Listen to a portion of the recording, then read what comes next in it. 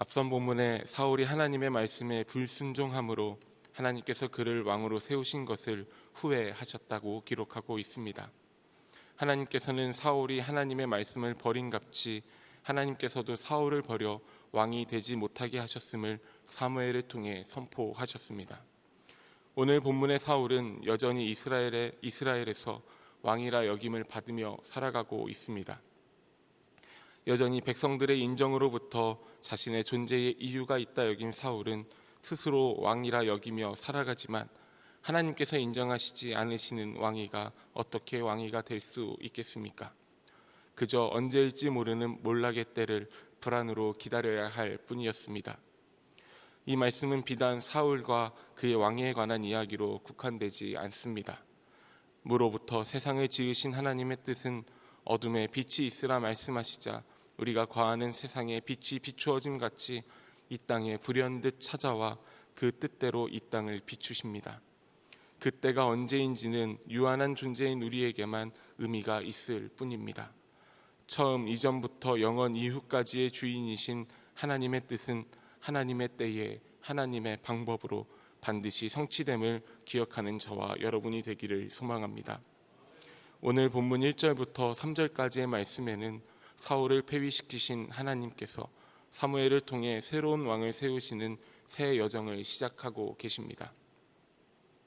하나님께서는 그 뜻하신 바를 하나님의 사람들을 통해 펼쳐 나가시길 원하시지만 땅을 딛고 살아가는 우리들은 때로 하늘의 것을 이 땅에 살아내는 것이 두렵기도 하고 버겁기도 합니다.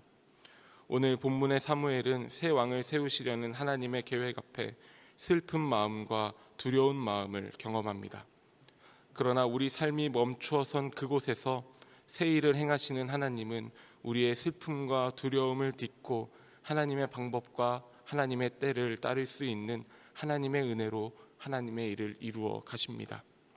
뿔에 기름을 채워 베들레헴으로 가라는 하나님의 말씀에 사무엘은 선뜻 나설 수 없었습니다. 그가 나설 수 없었던 이유는 사울의 보복에 대한 두려움이 있었기 때문입니다. 2절 말씀을 보니 사무엘은 사울이 들으면 나를 죽이리이다 하며 하나님께 두려움을 고하고 있습니다. 그러나 하나님께서는 제사를 준비하라 말씀하시며 제사의 자리에서 하나님께서 선택하신 이새와 그의 아들들을 만날 것이라 약속해 주십니다. 하나님의 일을 감당해야 할 사무엘에게 하나님의 방법은 두렵고 가능성이 적어 보이는 일이었습니다. 조금의 시간이 더 흐른다면, 다른 방법으로 사울과의 관계가 회복된 후라면, 아니 하나님께서 사울을 먼저 그 자리에서 내리신 후라면, 인간의 생각으로 펼칠 수 있는 수많은 방법과 또 다른 가능성이 존재하였지만 하나님께서는 다른 것이 아니라 제사를, 하나님의 말씀을 듣고 그 말씀에 순종하며 살아갈 것을 다짐하는 제사를 준비케 하심으로 사무엘의 걸음을 이끄십니다. 우리 인생의 계획으로는 하나님의 방법과 때를 다 이해할 수 없습니다. 우리의 인생의 시간으로는 하나님의 마음을 다 품을 수 없습니다. 우리 생각과 가능성 그리고 우리의 유한한 존재를 넘어서는 우리 주님은 하나님의 때를 단 한순간도 늦추시지 않으시며 매일의 삶에 떠오르는 아침 해와 같이 변함없이 신실함으로 하나님의 계획을 이 땅에 펼치어 가십니다. 하나님의 계획이 이 땅에 성취되면은 다른 아무런 조건도 필요하지 않습니다. 빛과 어둠을 나누셔서 시간의 주인이 되신 하나님 앞에 우리의 시간과 계획은 무의미한 것일 뿐입니다. 하나님의 방법이 가장 선한 길이 되는 이유가 여기에 있습니다.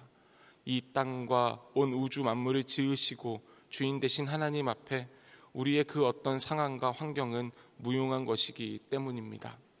그렇기에 하나님의 일은 하나님께서 말씀하신 그때에 하나님께서 뜻하신 그 방법으로 우리의 모든 생각과 가능성 그리고 우리의 시간을 초월하여 성취됨을 신뢰하시길 소망합니다.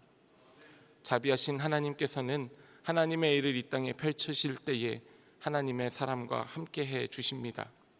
슬픈 마음과 두려움 속에 있는 사무엘에게 내가 내게 행할 일을 가르치리라 말씀하셨습니다.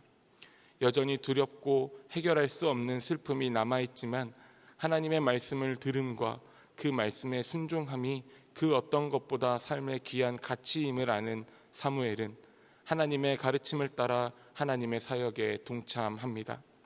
하나님께서는 하나님의 백성들을 그의 사역에 참여시키실 때에 스스로 두려움과 슬픔을 이겨낼 것을 요구하지 않으십니다. 두려움과 슬픔을 이겨내는 것 역시 하나님 앞에서 조건이 되기 때문입니다. 하나님의 선택의 유일한 조건은 그의 말씀을 듣는 길입니다. 그 말씀에 순종하며 따를 수 있는 은혜를 또 우리에게 내려주셔서 그의 뜻이 이 땅 가운데 이루어짐을 우리 삶을 통해 고백하게 하십니다. 하나님의 말씀대로 행하여 베들레헴에 이른 사무엘은 하나님의 뜻이 이루어지는 평강으로 베들레헴의 장로들과 이새의 가정을 마주합니다. 그리고 하나님의 말씀을 듣는 순종의 자리에 이새와 그의 자녀들을 초청합니다. 함께 걷는 자리에서 이새의 아들들을 마주한 사무엘은 큰아들 엘리압에게서 왕의 가능성을 발견합니다. 그러나 하나님께서는 그의 용모와 키를 보지 말라, 내가 이미 그를 버렸노라 말씀하시며 하나님의 눈은 사람과 같지 아니하고 외모가 아니라 중심을 보신다 말씀하셨습니다. 용모와 키, 외모에서 판단할 수 있는 인간의 소유와 능력 그리고 가능성은 하나님의 일을 감당함의 조건이 될 수 없습니다. 하나님의 일을 감당하는 사람, 하나님께 선택받고 쓰임받는 사람의 유일한 조건은 그 중심이 하나님께 향했는지의 여부일 뿐입니다. 하나님의 방법은 우리의 상식과 기대를 넘어섭니다. 땅을 기는 불뱀에게 물릴 때에 뱀이 기는 땅이 아닌 하늘의 노뱀을 향해 눈을 드는 중심이 그것입니다. 풍랑을 만나 흔들리는 삶에서 상상치 못한 방법으로 무리를 걸어 내게 오신 주님을 내가 탄 배로 맞이할 수 있는 중심이 그것입니다. 그렇기에 하나님 앞에서 우리의 안목은 아무런 유익이 될 수 없습니다.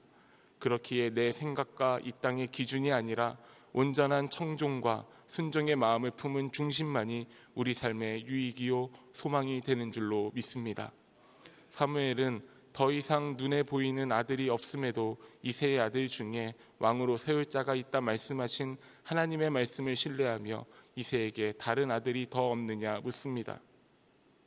이새는 양을 지키던 막내 다윗을 사무엘 앞에 데리고 옵니다.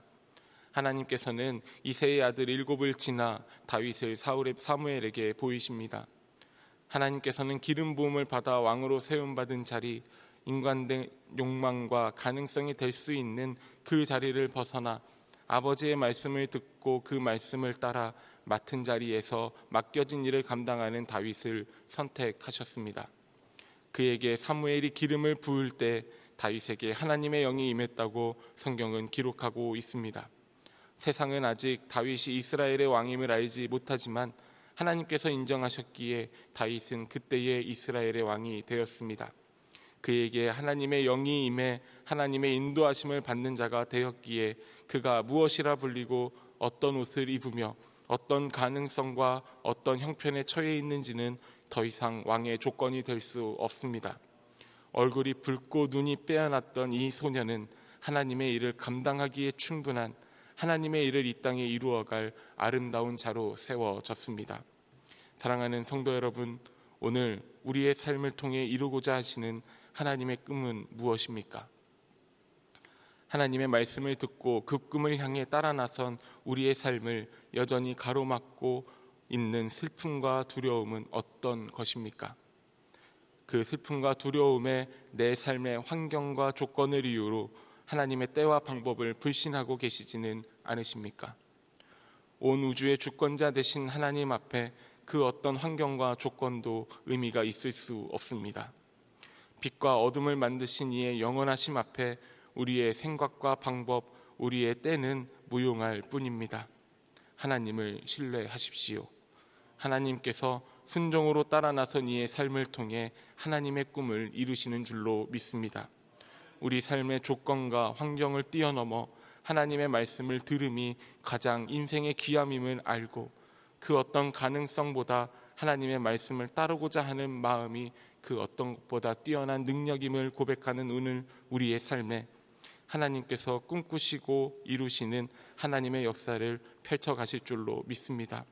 우리 삶을 통해 아름답다 칭하시며 하나님의 놀라운 역사를 펼쳐가시기를 우리 주님의 이름으로 소망합니다.